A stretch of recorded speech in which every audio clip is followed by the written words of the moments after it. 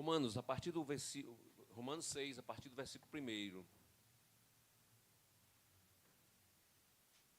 E o Senhor nos fala assim: que diremos, pois? Permaneceremos no pecado para que seja a graça mais abundante? Porque a gente sabe que a graça mata o pecado. Aonde estava grande o pecado, onde abundou o pecado, superabundou a graça de Deus. Então a graça esmaga o pecado. A pergunta aqui é: se a graça mata a morte do pecado, então a gente permanece nele só para ter mais graça ainda? Aí a resposta vem no versículo 2: de modo nenhum. Não dá certo assim. Como viveremos ainda no pecado, nós, os que para ele já morremos? É um outro padrão e estilo de vida, né? Não dá mais para viver lá atrás. Verso 3 tem assim: ou porventura ignorais que todos nós que fomos batizados em Cristo Jesus, fomos batizados na sua morte. A sua morte nos teve por incluídos. Batizado é lançado dentro, profundamente. Não é algo externo que se vê, que se desenha, que se fotografa, que se tem num quadro, num adesivo, numa blusa. É algo que nos capturou, nos absorveu. Estamos dentro dessa morte. E por isso a nossa vida mudou drasticamente. No verso 4 tem assim: fomos, pois, sepultados com ele na morte pelo batismo. Estamos juntos. Para que, como Cristo foi ressuscitado dentre os mortos pela glória do Pai, assim também andemos nós em novidade de vida. Vamos ficar por aqui.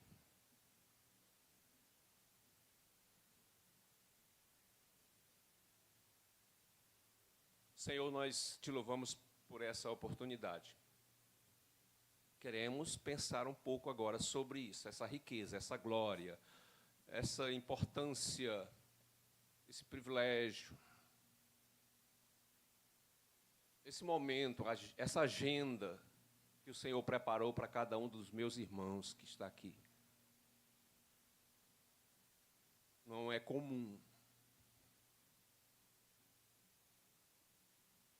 Não é algo só a partir da vontade do homem, tão capaz, tão ligeira, tão efetiva, tão presente. Não, é algo que supera os desejos, as vontades do homem, porque há uma dispensação maior da parte de Deus num momento como esse.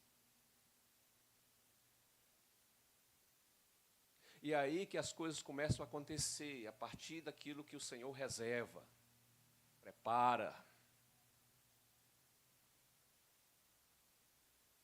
Então, nós precisamos atravessar uma certa linha, que é invisível, mas é muito real.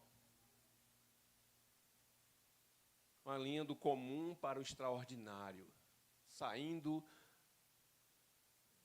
daquilo que o homem pode construir nos seus esforços, para algo que Deus tem reservado aos seus filhos e filhas. Cruzar uma linha. Aquilo que é natural ao homem, na sua natureza carnal, para algo mais sublime, santo, a sua natureza espiritual, renascida em Cristo Jesus pelo poder da cruz. E aí a gente consegue atravessar para um outro lugar, onde o Senhor se apresenta. Sua presença está, e por isso há um benefício, há um derramar sobre nossas vidas.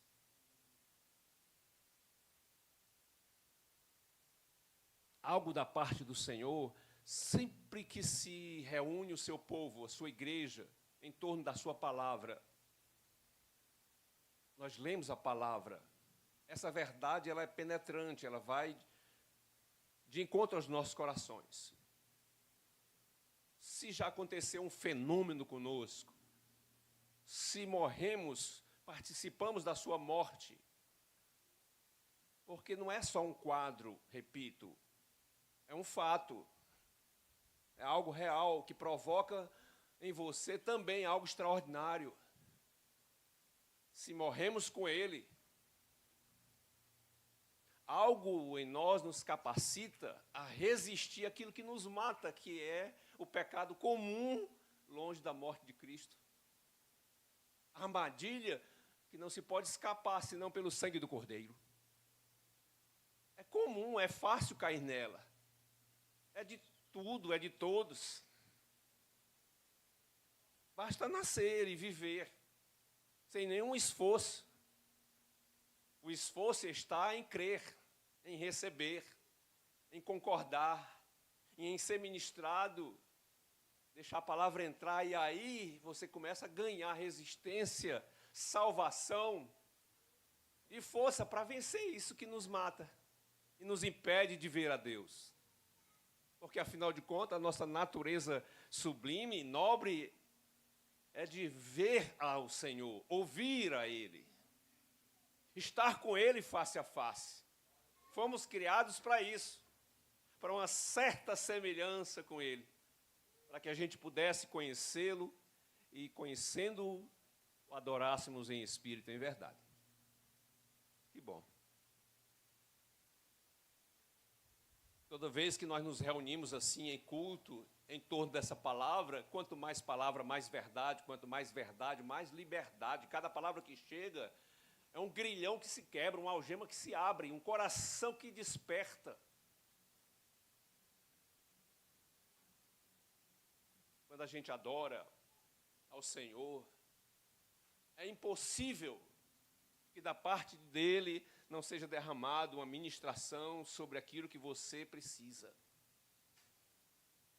É impossível estar num lugar desse e entender que seja comum e social quando é movido por uma ação sobrenatural do nosso Deus. E por isso podemos ser tocados, mudados, transformados. Às vezes, em um processo de crescimento escalonado, você vai crescendo. Outras vezes, no piscar de olhos. Estava doendo e o Senhor cessa a dor, porque revela um bálsamo que traz sobre você um alívio muito maior do que você estava sentindo. Aleluia. A graça de Deus, ela é muito parecida com a chuva. A chuva é generosa. A chuva é generosa. Ela cai sobre todos.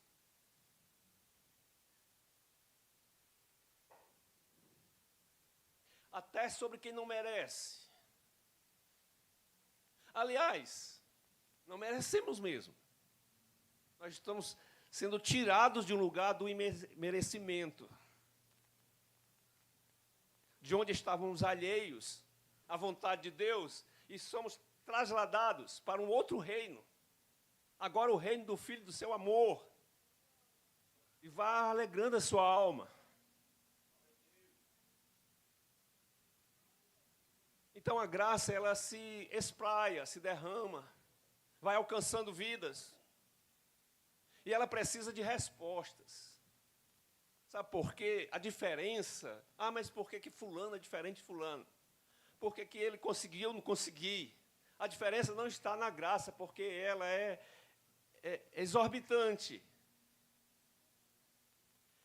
É bandeja que se derrama pelas bordas, sempre sobra, é super, mega, hiper abundante. Sempre vai sobrar daquilo que você pede e pensa. Vai sobejar. É por isso que a gente, quando vem para Cristo, o coração tem que aprender a ser generoso também, para começar a repartir. Porque é como cacimba na beira do rio, quanto mais água você tira, mais ela cria, mais limpa os veios. Não seca. O coração do homem, da mulher crentes, tomados pelo Espírito Santo, não seca. É cacimba que não falta água. Independentemente daquilo que procura impedir. Lembra dos inimigos tentando entulhar os poços do rei?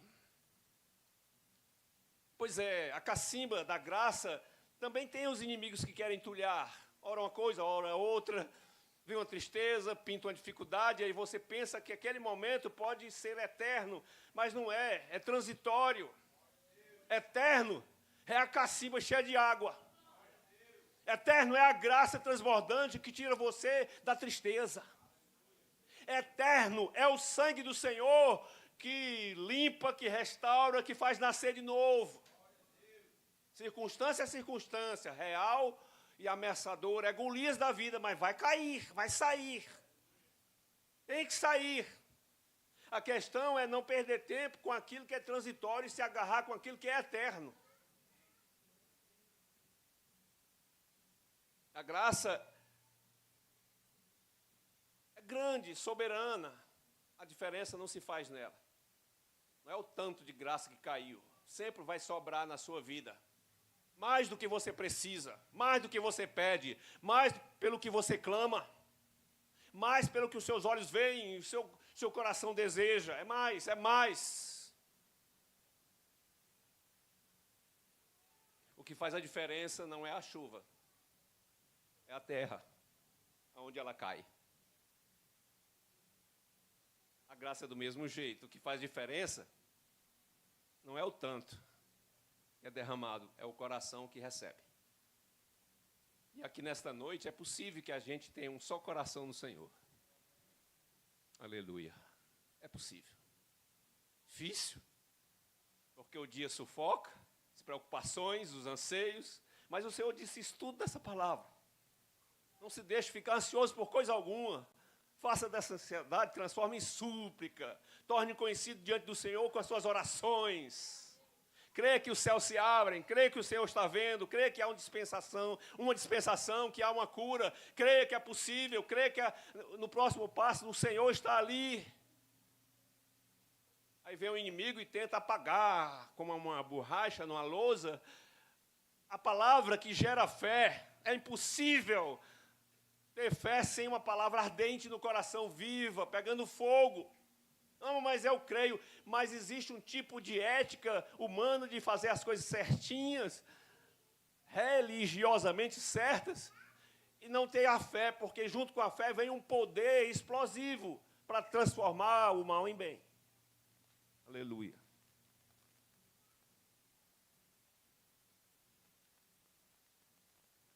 Aleluia, Senhor. Nós estamos num lugar extraordinário. Abre-se um olho e estamos aonde? Nesse lugar físico. Na nossa igreja. Sentados aqui, esperando por uma ceia que o Senhor vai nos dar. E o Senhor fazendo figura da sua ceia, a ceia eterna, aquela ceia que alimenta a alma, onde Ele é o próprio pão da vida, aquela ceia que mata a sede, onde Ele é o próprio cálice da salvação, ela se apresenta sem que seus olhos naturais vejam. Essa cena só vista agora pelo Espírito. Então esse é o lugar que estamos, sublime, santo, soberano.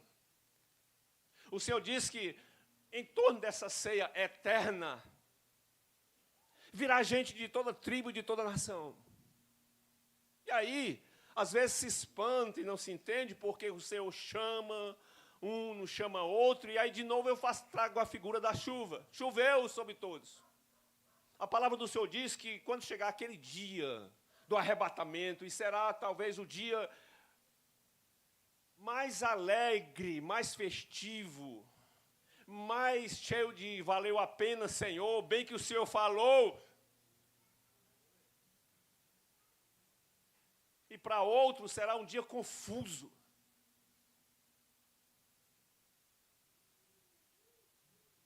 Mas o fato é que o que fez diferença entre um e outro foi um coração apercebido, que encontrou nessa palavra anunciada a vontade de Deus e a duras penas, querendo fugir do seu próprio caráter, até a dureza do seu coração, ele crer.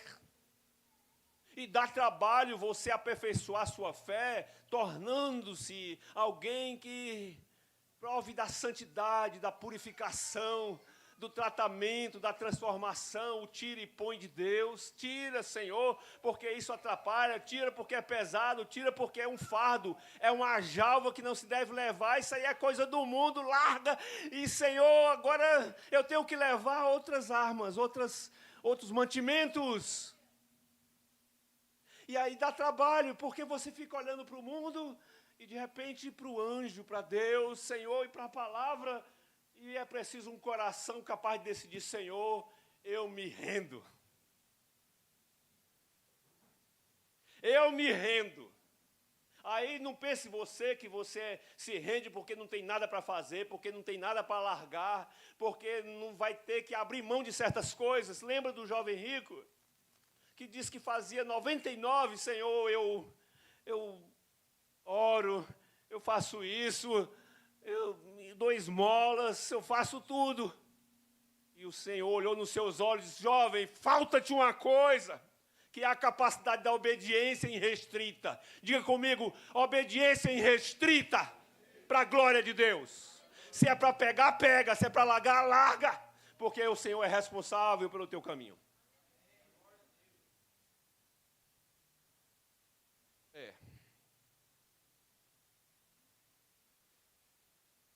E aí o Senhor, sabe,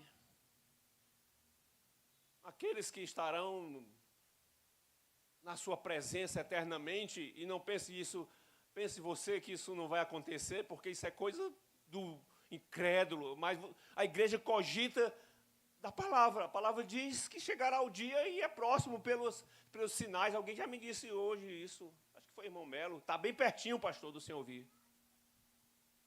Tá. Não falta muito acontecer. O que falta acontecer? Aí o Senhor diz que a graça é tão soberana que cai no leito, na cama. E um ficará e outro será levado.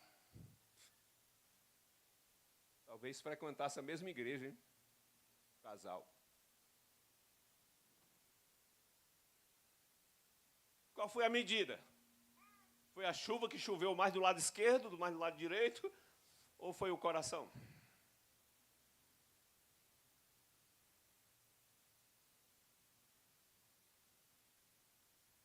Aleluia, Senhor.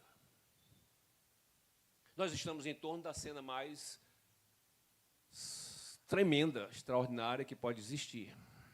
Já já vai haver aqui um ensaio para a eternidade. Passa sono, passa tudo, porque há uma dispensação do extraordinário aqui. Não me tenha por algo comum e que você está repetindo. Hoje é a 11ª Santa Ceia do ano. Não é? E é comum isso. Você vai voltar para casa do mesmo jeito, ó. De jeito nenhum. Porque o Senhor prometeu estar colado na gente. O tempo todo. Não nos abandonaria. E Ele é verdadeiro. Ele é o Logos, Ele é a palavra é a verdade e a vida. Então, ele está aqui e está sobre a igreja e há uma ministração naquilo que a igreja necessitar. Uma multidão tinha fome de pão. O Senhor mandou sentar na relva e multiplicou o pão e os peixes, os pães e os peixes de um rapaz, porque a necessidade deles era comida. Nesta noite, o Senhor sabe qual é a minha e a sua necessidade. Certamente nós temos fome de outra comida. E a palavra do Senhor é o pão que alimenta o espírito. Aleluia. Nós estamos em torno da Santa Ceia, e eu queria falar e terminar aqui. 2 pilares da nossa fé, 2 pilares, 2 colunas da nossa fé, que estão presentes na Santa Ceia.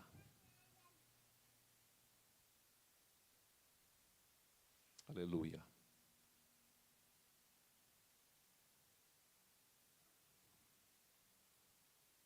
Primeiro pilar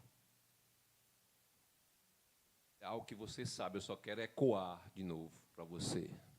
Primeiro pilar da nossa fé. Só existe fé por conta disso, porque Jesus morreu.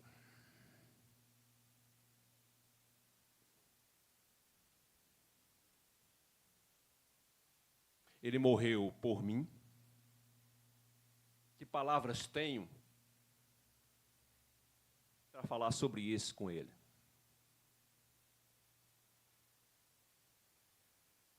O que é que eu posso falar para ele que seja nobre? Se ele fez um ato por mim e por você, o mais extremo de todo, dando a sua vida.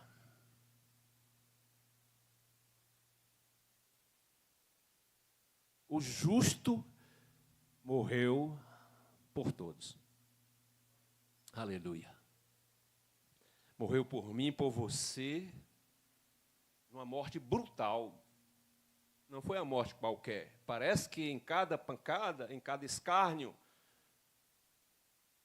havia uma soma dos pecados de todos. Por isso tão estúpida, brutal, suportada apenas pelo milagre. O Senhor o manteve, como o salmista diz, intacto. Nenhum dos seus ossos, era promessa, seria quebrado. Mas ele foi humilhado, vituperado, escarnecido. E a igreja precisa estar com essa cena diante dos olhos, para não dar lugar àquilo que, de novo, é preciso que ele arranque da conduta e do caráter.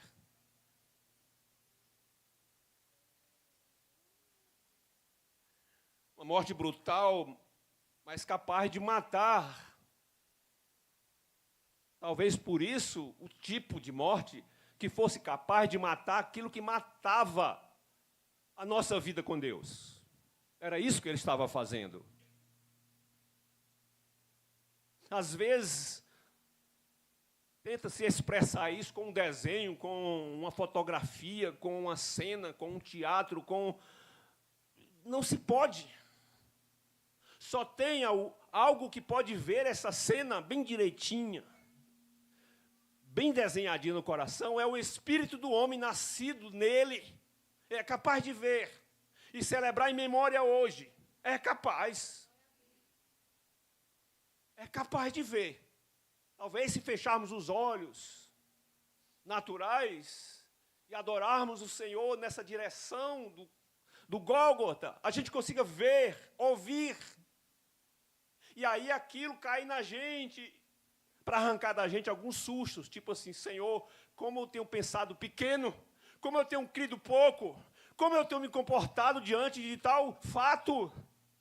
Senhor, por que essa força me leva em sentido contrário? Paulo, desesperadamente, assumindo o lugar dos seus leitores, e diz assim, aquilo que eu quero fazer, o bem eu não faço, mas o mal que habita em mim, esse eu faço. Maldito o homem que sou, mas graças ao Senhor, aleluia, pelo sangue dele, Cristo Jesus, que nos transformou, e não há mais nenhuma condenação, aleluia. Estão falando de algo real, vívido, presente, de hoje. Que dia é hoje? 7, 6 de 11 de 24. É real e está aqui. Está sendo dispensado nesse púlpito e como correnteza chegando até você e ao seu coração. Aleluia. Aí eu vou voltar para casa do mesmo jeito que eu vim. Eu vou voltar me lembrando só das coisas deste mundo, dos meus cadernos, das minhas anotações, da minha agenda, que horas tenho que acordar amanhã, só isso que importa. Aí passo para o outro lado, para os meus divertimentos, minhas brincadeiras, minhas diversões, meus prazeres. Você viu que hoje trocou-se aquilo que é extremamente necessário por aquilo que é extremamente prazeroso. O homem gosta disso, é de folga, é de prazer, de recreação. Só que junto com isso, há uma dispersão, há um desinteresse pelas coisas importantes. E um desinteresse exacerbado pelas coisas de Deus. Isso vai mudar hoje, nesta noite? Não é. Porque você tem um potencial em Cristo. O Senhor diz que nós temos a mente de Cristo, então eu posso pensar como Ele pensou e ver como Ele via, e ouvir a palavra e levantar em fé como Ele fazia.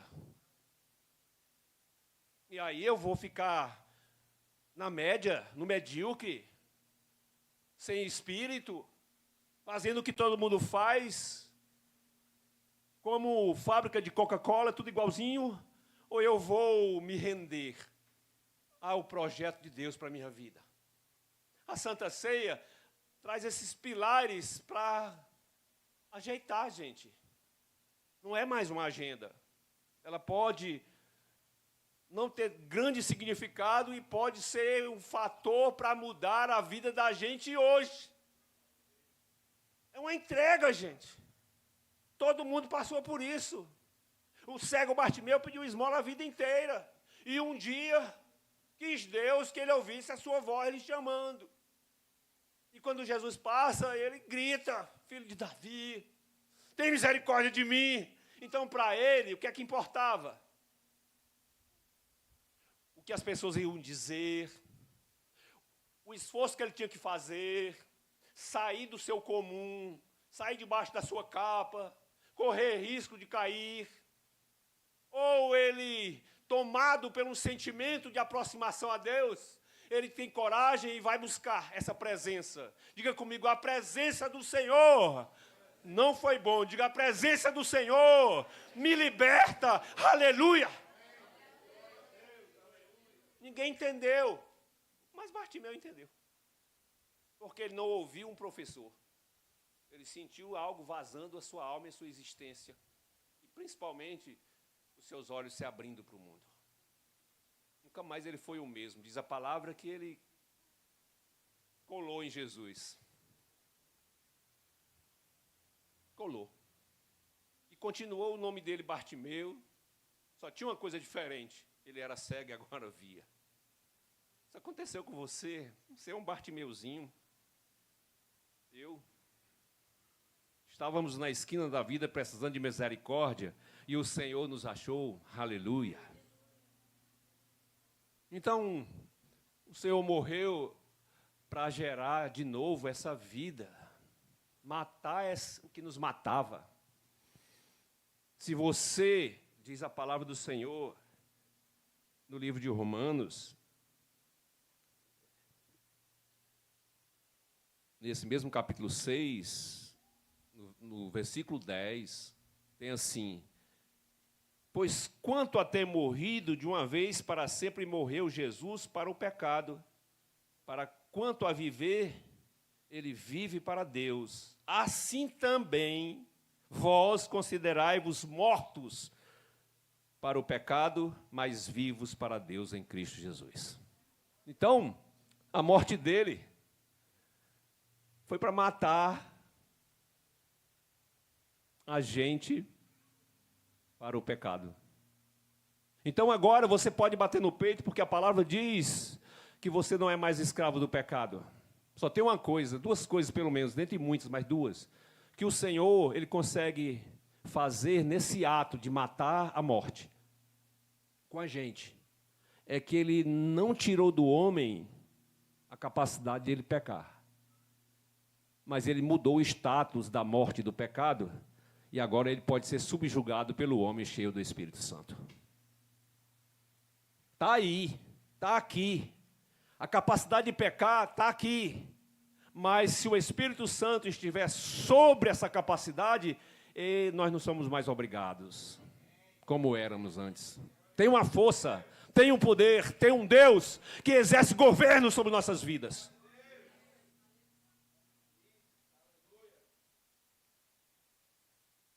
Aleluia. Uma coisa que o Senhor fez é isso, ele não removeu essa capacidade do homem pecar, só para dizer para Satanás, eu mostro para você que como meu filho Jesus foi o primogênito, não pecou, há pessoas que serão lavadas pelo sangue dele que também poderão contra ti ficar em defesa permanente. É sério, gente. Jesus morreu, pilar, coluna, pilastra. Morreu para matar o que nos matava. Aleluia.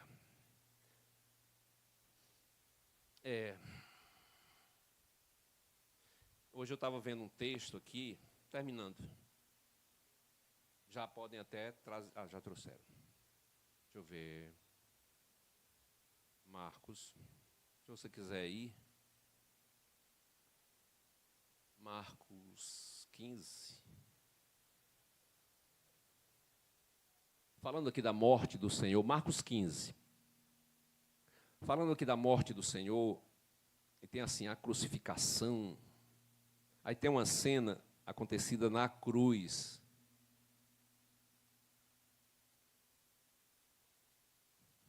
Que é assim, ó. Eu vou ler a partir do 28, para questão de tempo. Então, Marcos 15, 28 tem assim. E cumpriu-se a escritura que diz, com malfeitores ele foi contado.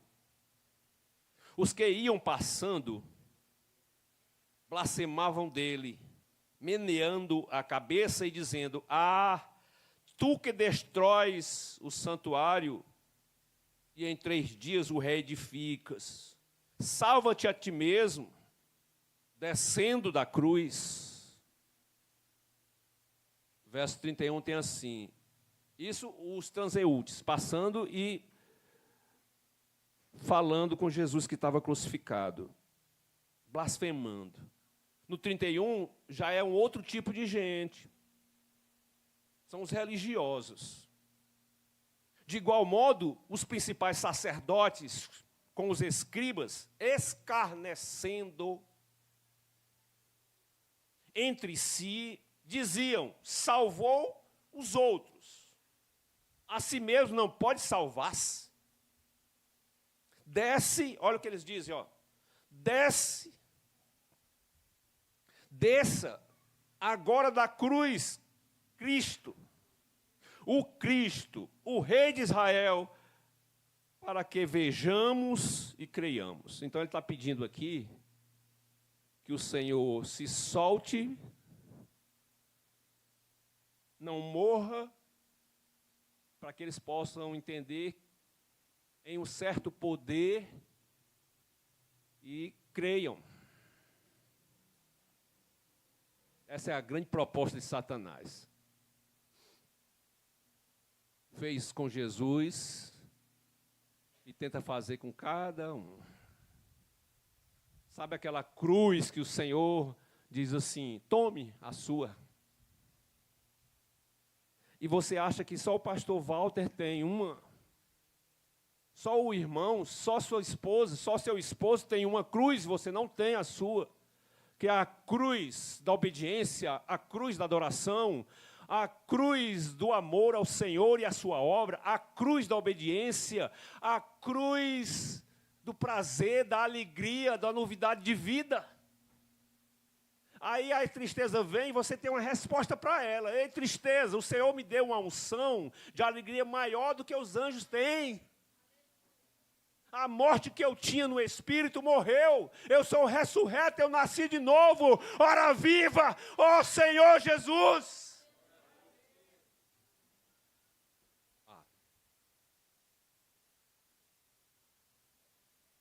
Se você vê aqui, você entende a intenção que é pessoas ditando normas para o jeito que querem que Deus faça. Desce daí. Você só será o nosso Salvador se você conseguir descer da cruz. Mas era exatamente nessa cruz que ele estava submetendo ao vexame público a Satanás e matando a força e o poder do pecado que algema o homem. Ele estava reduzindo a cinzas toda a opressão. Ele foi lá nesse lugar para que a gente não pudesse.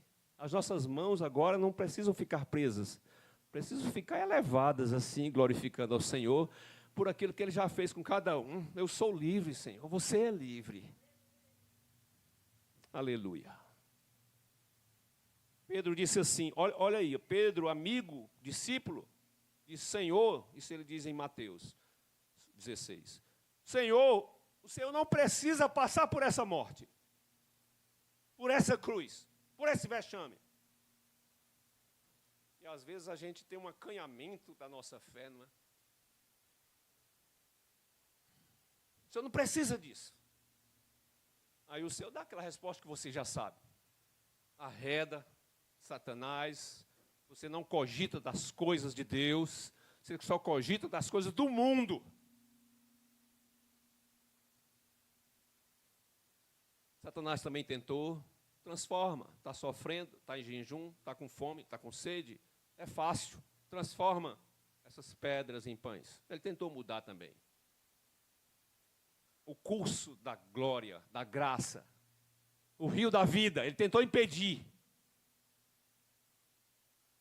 mas não impediu, chegou aí em você, aleluia. Os sacerdotes que eu li aqui para vocês, em Marcos 15, 31, né?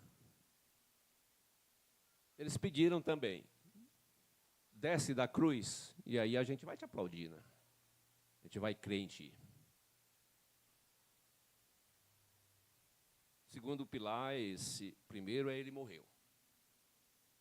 O segundo, levante sua mão assim, ó. Por favor. Diga, esses pilares sustentam a minha fé. O meu Senhor morreu por inteiro para que eu pudesse viver cheio de vida. Aleluia. Aleluia. Diga assim, mas não ficou só nisso. Segura aí só um pouquinho, segura. Mas não fique só nisso. Ele morreu. Segundo pilar, ele ressuscitou. Aleluia. E se nós morremos com a sua morte, nós viveremos com a sua vida. Aleluia. Agora sim, vamos dar uma salva de palmas para o Senhor, porque Ele é cheio de glória. Aleluia. Amém, queridos. 40 minutinhos batidos. Aleluia. Fique de pé, por favor.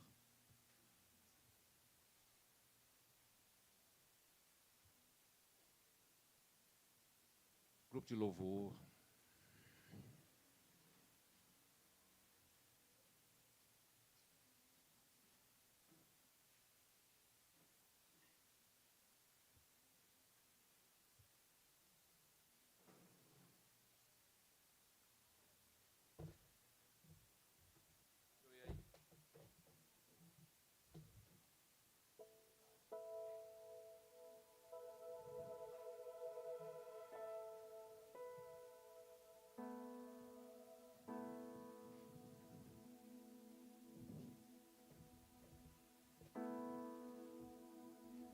Começando aí, pastor Wesley. Aleluia.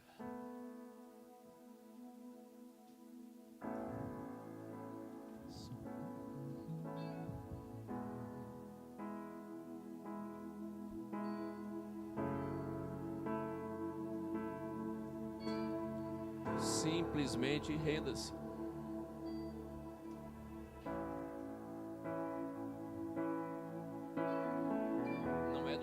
Você quer que eu quero. É do jeito dele.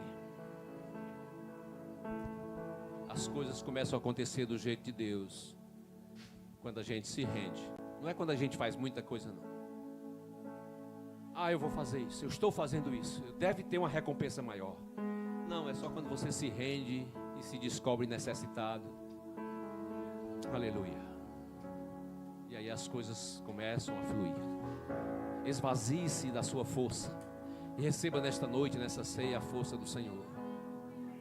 É como Elias, cansou, foi para o deserto,